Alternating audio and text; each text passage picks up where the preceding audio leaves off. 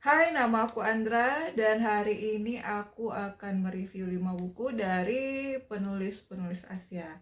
Sebelumnya aku mau ngasih tahu kalau aku baru di YouTube ini sebagai book reviewer, jadi mungkin agak sedikit spesial dan sedikit awkward. Aku mau berbagi sedikit alasan kenapa aku memilih membaca buku-buku dari penulis Asia. Karena aku suka cara mereka menulis, yaitu matter of fact, nggak terlalu banyak pengulangan yang nggak penting, nggak terlalu banyak kiasan berbunga-bunga, dan mereka juga lebih banyak show daripada tell ketimbang dari penulis-penulis barat. Penulis barat itu sejauh ini yang aku baca terlalu banyak pengulangan, terlalu banyak kiasan hiperbola, padahal mereka cuma ingin mengatakan suatu maksud yang sederhana, kayak baju aku biru, tapi muternya itu kayak sampai ke awan, sampai ke laut gitu kan. Nggak penting juga gitu, kayak capek bacanya, berbi capek gitu. Akhirnya aku memutuskan untuk melakukan Asian Readathon versi aku. Ini adalah part satunya. Buku pertama yang akan aku review di sini adalah dari tuan rumah, yaitu Mbak Intan Paramagita dengan Apple and Knife-nya. Sebelumnya aku mau kasih tahu juga kalau aku bukan pembaca horor, trop horor, penonton horor, dan yang sewaktu dengannya itu aku bener-bener menghindari. Pernah sih baca dan nonton dulu, lebih ke nonton deh kayaknya. Dan itu bikin aku trauma karena aku orangnya penakut. Jadi sejak saat itu, which is dah bertahun-tahun, aku menghindari horor-hororan. Jadi waktu aku ketemu buku ini sebenarnya berawal dari ikut event online Mbak Intan Paramadita yang membahas bukunya Sihir Perempuan. Jujur aja aku nggak tahu Mbak Intan karena ya aku bilang tadi ya, karena aku nggak ada ketersinggungan dengan buku-buku horor sebelumnya. Dan aku ngerasa kayak menarik juga ya. Tapi aku memutuskan untuk membaca buku beliau yang lama-lama, ini Apple and Knife, yang nggak sengaja aku tunggu di Libby dan sudah ditranslasi ke dalam bahasa Inggris. Apple and Knife ini sendiri adalah kumpulan-kumpulan cerpen yang ditulis sebelum 2020, karena yang jelas buku ini kalau nggak salah ditranslasi 2017 ya. Dan ditulis sebelumnya dalam versi bahasa Indonesia. Mbak Intan membawa berbagai beragam tema dalam cerpennya. Jadi setiap cerpen itu berbeda-beda kengerian dan horornya gitu. Ada 3 tema yang membuat aku masih ingat banget, yaitu retelling Cinderella, terus ada budaya dangdut di Indonesia, dan kehidupan zaman Orba. Khusus tuh zaman Orba, sebagai orang yang pernah melewati zaman itu juga ya, aku ngerasa trauma dan PTSD ku agak kumat sedikit. Cuma sayang sekali menurutku translasi dari bahasa Indonesia ke bahasa Inggris ini kurang canggih gitu. Kurang gimana ya? Kayak ngerasa translasi dari bahasa Indonesia ke Inggris pakai Google Translate zaman dulu gitu, sebelum ada bantuan AI dan atau ChatGPT gitu. Kayak broken English gitu. Kayak lucunya tuh kayak aku baca bahasa Inggris di mulut, tapi input otakku tuh bahasa Indonesia gitu. Mungkin kalau terjemahan buku Korea atau Jepang ke bahasa Inggris itu, aku pernah baca beberapa komen dari orang dan editor juga gitu. Mereka tuh memakai kaidah dalam bahasa Inggris gitu. Jadi ketika diterjemahkan dari suatu bahasa non Inggris ke bahasa Inggris tuh kita memahaminya gitu. Walaupun kita nggak ngerasa kayak wah kaidahnya Jepang gitu, enggak, kita ngerasa kayak translasinya aja bagus gitu. Translasinya tuh Inggris tapi tidak punya apa ya namanya, tidak punya accent gitu.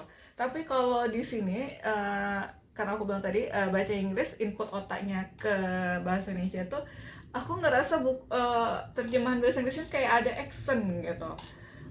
Lucu banget, aku ngerasa kayak aku paham gitu. Dan aku sempat mikir ini lebih bagus aku baca pakai bahasa Indonesia tuh lebih ngena gitu ketimbang bahasa Inggrisnya gitu, walaupun kayak broken gitu, kayak Indonesia English gitu. Tapi aku paham, aku nggak tahu ya kalau bule yang memang native speaker memahami itu, tapi aku rasa paham deh karena mereka memahami deh kayaknya. kita orang Asia punya style Inggris kita sendiri gitu. Terlepas dari translasi bahasa Inggris yang unik itu, aku sebenarnya sangat menikmati buku ini karena aku bisa tidur malam gitu, nggak takut gitu. Tapi ini mungkin karena lebih kepada geli kali ya di buku ini ketimbang serem hantu yang gimana gitu. Apa karena mungkin Mbak Intan yang nulis kali ya. Dan dimana kayaknya aku lebih tepat memasukkan buku ini dalam vibes Twilight Zone atau Black Mirror gitu, karena sebenarnya itu kayak mimpi buruk yang kayak antara berakhir dan tidak berakhir, kayak di limbo gitu. Dan jujur aja buku ini bikin aku penasaran sama buku Mbak Itan lainnya dan buku-buku yang setipe dengannya.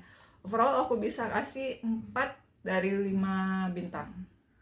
Buku berikutnya adalah dari penulis favorit aku, Bu Banana Yoshimoto. Moshi Moshi, atau dalam bahasa Indonesia mungkin halo halo, atau mungkin lebih tepatnya halo siapa di sana. Buku ini punya premis yang menarik mengenai seorang anak perempuan tunggal yang sudah dewasa yang ditinggal mati ayahnya. Jadi dia povnya di sini adalah anak itu, perempuan tersebut berbagi bagaimana dia menjalankan hidupnya, menerima kematian ayahnya, serta deretan kayak penyesalan semasa si hidup sang ayah maupun dirinya dan ibunya gitu. Jadi dia dan ibunya tuh mencoba menavigasi kehidupan mereka setelah kematian si ayah. Dimana kematian si ayah ini bukan kematian biasa. Jadi dia sang ayah ditemukan tewas bersama seorang perempuan, ini selingkuhannya di dalam mobil. Tentu saja kematian ini ya skandal ya gitu. Bahkan bagi budaya Jepang gitu itu tetap aja skandal, apalagi ayahnya ternyata merupakan bagian dari band di Jepang yang cukup punya nama. Jujur aja aku agak kaget ya karena di sini penggambaran si anak perempuan itu dia sangat dekat sama ayahnya, sangat akrab sama ayahnya. Walau memang si ayah dan ibunya itu bukan pasangan yang mesra gitu, mungkin tipikal Jepang begitu. Tapi untuk melihat tokoh anak dan ayah yang akrab itu sampai dewasa, aku jarang menemukan tipe-tipe tokoh seperti itu di dalam literasi Jepang sejauh ini ya. Jadi tidak heran ya kalau kematian ayahnya itu kayak lebih menghujam si anak ketimbang si istri gitu. Walau demikian, orang-orang yang ditinggal mati oleh sang ayah itu termasuk juga teman bandnya ya, punya kenangan dan rasa sedih yang berbeda gitu. Seperti si istri yang digambarkan memang tipikal yang biasa aku baca di literasi Jepang, suami istri yang tidak akrab gitu, mulai mencari dan mencoba menemukan hal-hal baru yang bisa dia lakukan ya selama ini tidak bisa dia lakukan ketika dia berada dalam pernikahan. Sedangkan si anak mungkin karena di sini posisinya anak ya, jadi dan ayahnya sangat mencintai anaknya sendiri gitu, sangat mendukung semua keputusan si anak. Si anak mulai menata hidup barunya sesuai dengan impian yang sudah lama dia impikan sebelumnya gitu. Walaupun dia masih akan terus mengingat ayahnya gitu sepanjang perjalanan dia untuk healing gitu dari rasa sedihnya. Moshi Moshi juga berhasil memberi gambaran patriarki di Jepang gitu. Bagaimana sebuah keluarga itu kehilangan kendali dan mengalami perubahan yang signifikan setelah nahkoda mereka, ya ini si ayah meninggal gitu. Dan seperti biasa, tidak Banana Yoshimoto namanya kalau tidak punya banyak plot twist. Jadi di dalam ini tentu saja ada beberapa plot twist yang bikin aku, hah? Serius? What? Begitu banyak plot twist di dalam buku ini sampai aku rasa ini ada berbagai trop di dalam ini ya. Well, karena Jepang terkenal dengan trop-trop anehnya itu, mungkin yang aku bisa bilang itu kayak tropnya dari NTR berubah jadi smooth. Saking kagetnya aku dengan plot twist yang tiba-tiba, aku lagi baca tuh ya dalam sebelum tidur, dalam selimut gitu, adem ayem. Sampai tuh selimut ketendang, aku sampai yang kayak terduduk gitu. Ini beneran. Ini dia selimut yang jadi saksi bisu kalau aku terkaget-kaget dengan plot twist yang di luar nalar itu. Plot twistnya itu nggak hanya satu ya, ada beberapa. Sampai aku yang kayak, hah? Kenapa? Mengapa? Perlukah gitu? Karena yang aku bilang tadi itu dari ada banyak trop kan, dari General Fiction, terus ke jadi NTR, terus ke jadi Smart, kayak, hah? Overall buku ini sama seperti Kitchen aku suka, jadi aku bisa rekomendasikan buku ini karena kalau Kitchen itu sejauh yang aku ingat ya, aku udah baca lama banget, itu nggak terlalu banyak plot twist seperti Moshi Moshi. Kalau ini lebih fresh, lebih banyak plot dan twist di agak-agak di luar nalar gitu. Dan aku ngerasa kayak Bu Banana di sini lebih eh, mengikuti alur cara penulis atau mangaka Jepang gitu. Mereka bisa naik turun dan berubah trope atau genre apapun itu dengan tiba-tiba, tapi dengan cara yang dijahit secara halus gitu. Overall sekali lagi aku bisa uh, rekomendasikan buku ini, dan buku ini mendapatkan 4,5 dari 5 bintang dari aku. Buku selanjutnya dari Korea, yaitu The New Soul Park Jelly Massacre dari Eunjo. Buku ini bikin aku inget sama agar-agar yang sampulnya kuning itu loh, yang ada gambar agar warna-warni, agar-agar burung walet, dan agar-agar yang dalam kemasan kecil Inako itu. Apa karena di Korea ada banyak ini ya, aliran agama, sekte-sekte sesat dan tidak tersesat, aku nggak tahu juga, sehingga membuat penulis Cho ini akhirnya terbersit ide untuk membuat buku mengenai soal sekte. Tapi di sini sektenya itu uh, di luar nalar, asli di luar nalar. Sektenya ini sekte pemuja agar-agar, permen agar-agar. Apa mungkin penulis Cho ini sarkastik gitu, melakukan sindiran sosial melalui bukunya gitu, karena sekte agar-agar gitu, siapa yang kepikiran mau buat aliran gitu, aliran agama, sekte apapun itu, kayak penyembahan pagan gitu, tapi nyembahnya agar-agar gitu. Dan dari sekte penyembah agar-agar, penulis Cho uh, membuat setting cerita, latar belakang cerita itu, tempat TKP itu ada di Theme Park. Well, aku nggak tahu alasan kenapa dia pilih Theme Park, tapi aku sendiri, aku bukan penggemar Theme Park seperti kau tuh. Kalau di sini tuh New Soul Theme Park itu mungkin kayak di Ancol kali ya. Premis cerita mengenai sekte pemuja agar-agar di Theme Park dengan berbagai POV dari pengunjung Theme Park itu sendiri tuh sangat menarik ya.